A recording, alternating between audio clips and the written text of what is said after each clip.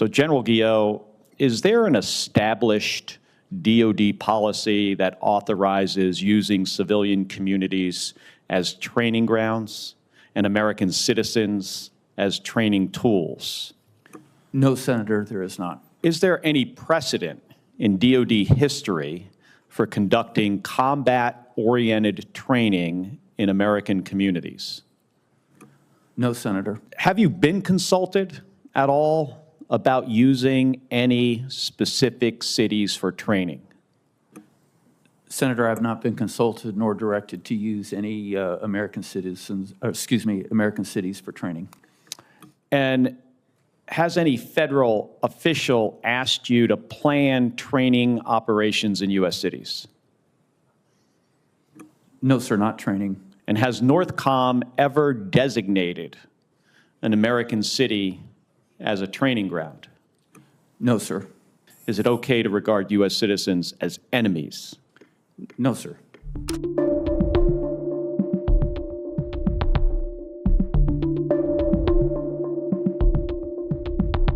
Thank you, Mr. Chairman. I want to also express my condolences to Sarah Beckstrom's family and to the family, and also to Andrew Wolf. I understand, personally how hard it is to recover from those kind of injuries. And to my good friend, Senator Budd across the aisle, I don't think there's nobody on this committee that is pro-cartel and pro-drug boat, or in this Congress.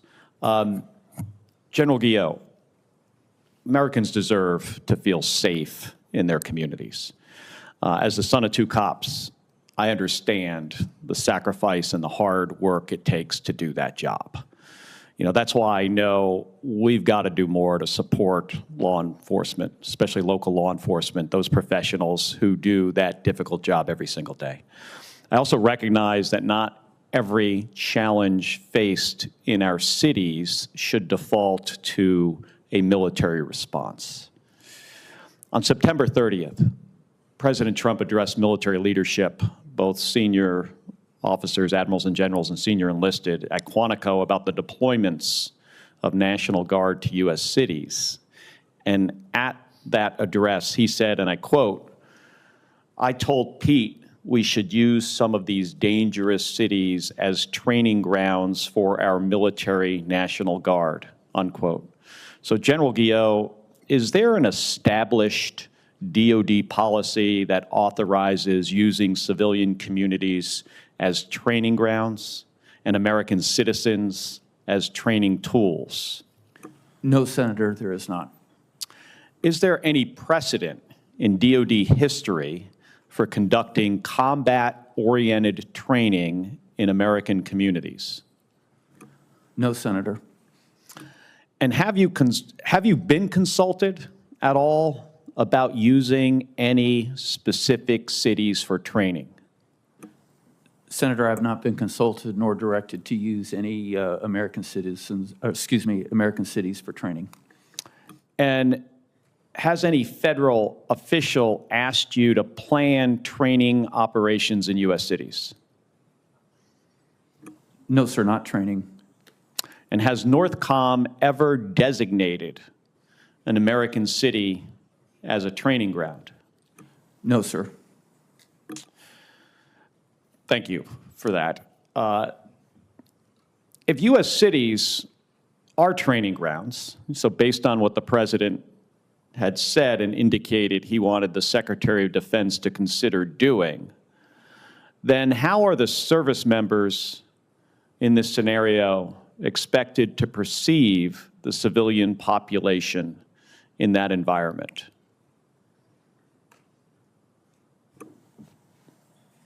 Senator, I can tell you that for the areas that are under Title X control, we provide very clear training and reinforce that with daily meetings on what our purpose is there, and that is to protect federal buildings. It is not for any other function.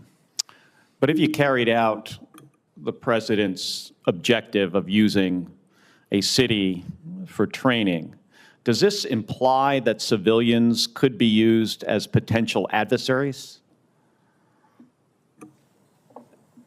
Senator, I'm very confident that that is not a factor within my chain of command because of the very clear guidance and direction that we give on what the mission is and what our proper response to any activities there, which includes de-escalation as the first step in the standing rules for the use of force. So what do you think the president meant by that statement? Sir, I haven't thought into what he might have meant. I listened to it at the time, and since then have only gone on what has been directly tasked to us and then what my authorities and responsibilities are. Would it ever be okay to regard U.S. citizens as adversaries or enemies?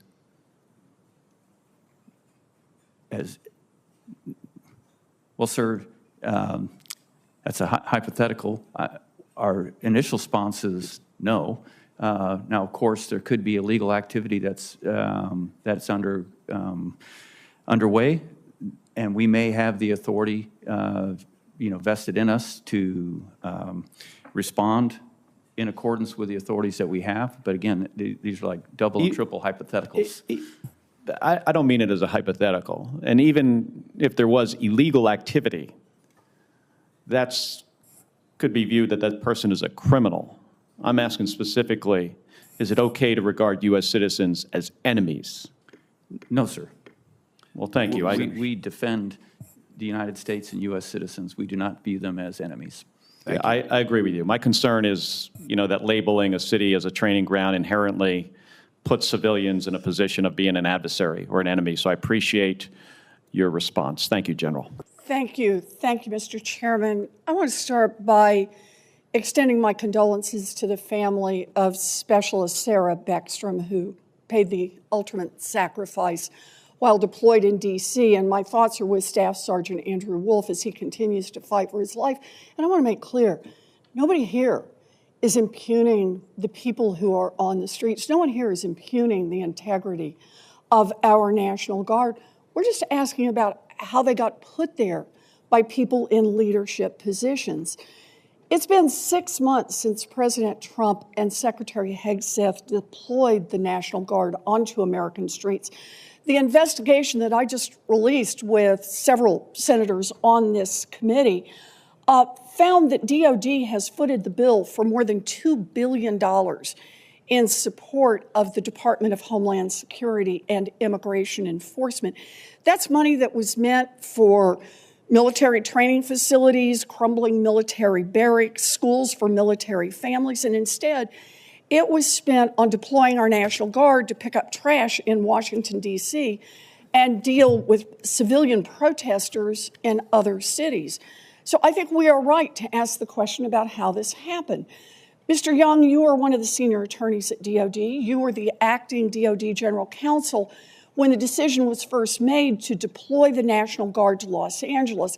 Now, if an attorney raises concerns about the legality of military operations, do you think the appropriate response is to tell them to shut up and get out of the way?